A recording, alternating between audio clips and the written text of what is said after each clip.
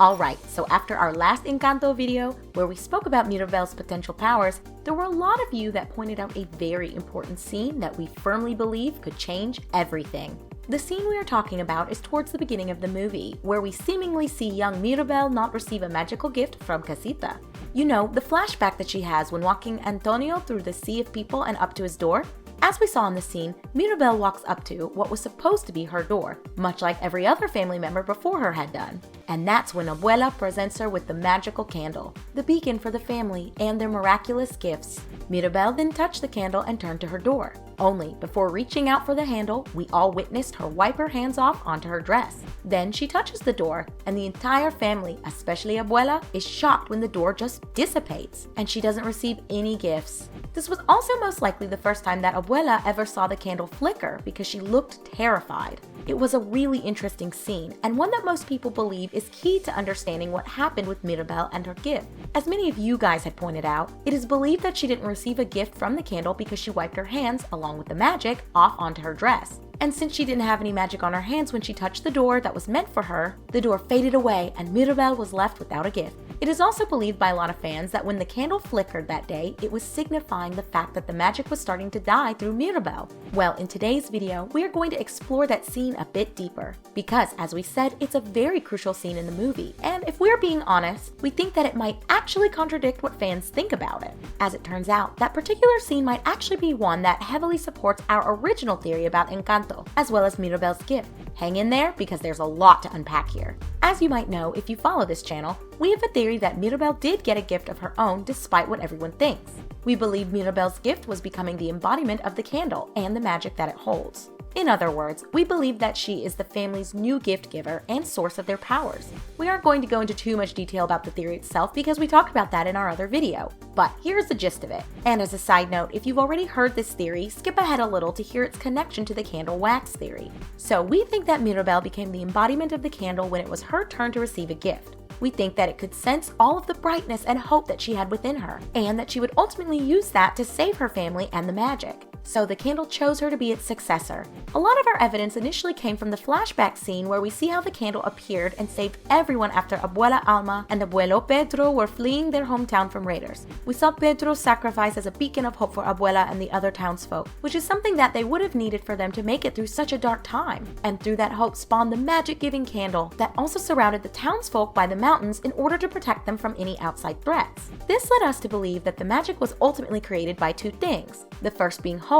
and the second being a positive decision or action for the greater good. In this case, Pedro's sacrifice provided the hope for Abuela Alma and the townspeople, and Abuela's anguished prayer provided the positive action for the greater good, since it wasn't until after that prayer that the candle came to life. And further noting that both Abuela Alma and Abuelo Pedro were co-creators of the magic for those two very reasons. And in our video, we explained that we think that the magic saw something in Mirabel that made her the perfect madrigal to become the embodiment of the candle. And throughout the movie, she was used as an extension of that candle to help her family heal and realize their true potential. Clearly, the candle made the right choice with Mirabel. We can all agree that she was always the one in her family who had the tightest grip on hope. No matter what happened, she was always able to find hope, and even in her family's darkest hour. And even without the candle, she was able to save her family's gifts and bring back their casita.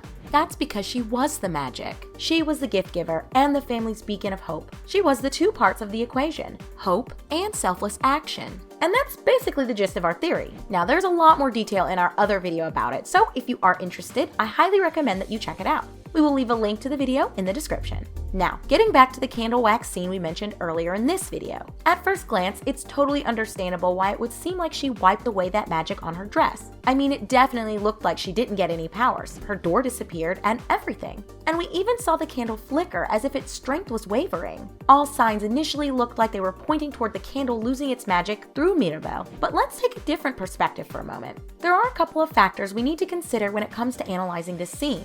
First, if you believe that Mirabel did in fact wipe off the magic onto her dress, causing her to not receive any powers, then that would mean that touching the candle and then immediately the door is the only way to get powers, which completely negates the idea of a bloodline receiving gifts. Because remember, you have to be a madrigal by blood in order to get the powers. None of the madrigals that married into the family ever received any powers. If simply touching the candle and then a door gave you powers, then theoretically, everyone could have magical abilities if they completed the ritual that way. And if you want to get really technical and say only only madrigals by blood can complete the ritual, and they must do it exactly this way or else it won't work. Then let's start the discussion about the candle wax magic, because that would imply that something physically in the candle needed to be transferred to the door via skin. But as we can see, the exact moment when Mirabel or even Antonio touches the candle, no candle wax transfers to their hands. The candle was entirely solid before being touched, and it remained that way afterwards, probably because they were touching solid wax at the base of the candle rather than liquid wax. But regardless, the candle wax itself is irrelevant. The powers have nothing to do with the wax at all, and instead have to do with the hope that the candle represents, as well as the Madrigal bloodline and the ritual that each family member must go through to receive their gift. So we can automatically disprove the idea that the wax itself is magical, and also prove that this magic that each madrigal was touching from the candle wasn't a tangible thing. It's simply magic, which you can't really see.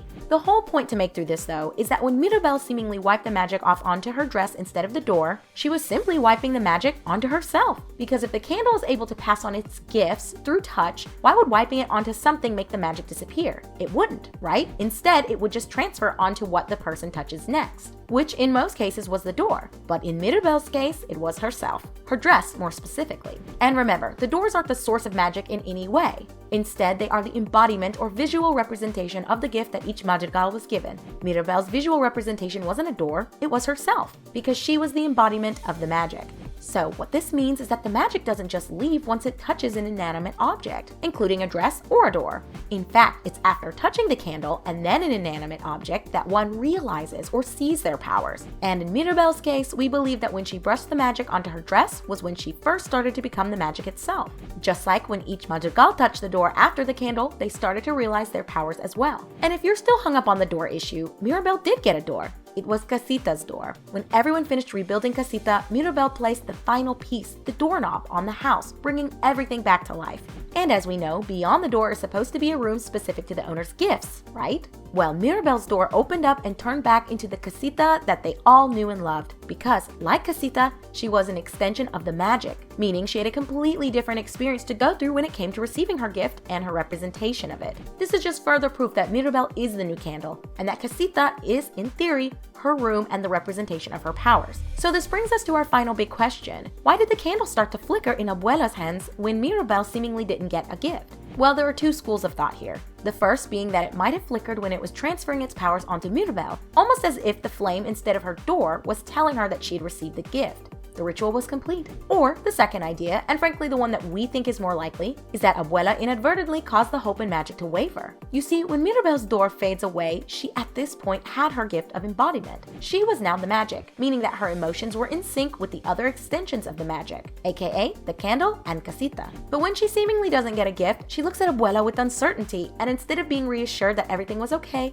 Abuela too looked terrified. And looking to your superior and seeing fear in their eyes seemingly caused by you would make any child feel a major lack of hope in any form. Mostly fear, we would imagine. And now that she was the embodiment of the magic, if Mirabel felt hopeless, that would be represented in all extensions of the magic, including the candle that Abuela was holding, and therefore explain the small flicker in the flame as the hope left Mirabel in that particular moment. Honestly, the only reason that Casita likely didn't crumble right there on the spot was that, as we saw throughout the movie, Mirabel always did her best to remain optimistic. She really did have those qualities even at a very young age, and the only time we saw the magic start to falter was when Mirabel started to falter. But for the majority of the movie, Mirabel acts as a vessel to bring out everyone's true powers. In Isabella's case, she helped her realize all of the things she was capable of outside of that which was perfect. And she helped Bruno realize that he doesn't cause bad things to happen. He's merely an interpreter for the fates. But when push comes to shove, his visions are all about perspective. And the final thing we will leave you with, if you've made it this far into the video, is the magical way that Antonio receives his gift. He was literally walked up the stairs by the magic itself.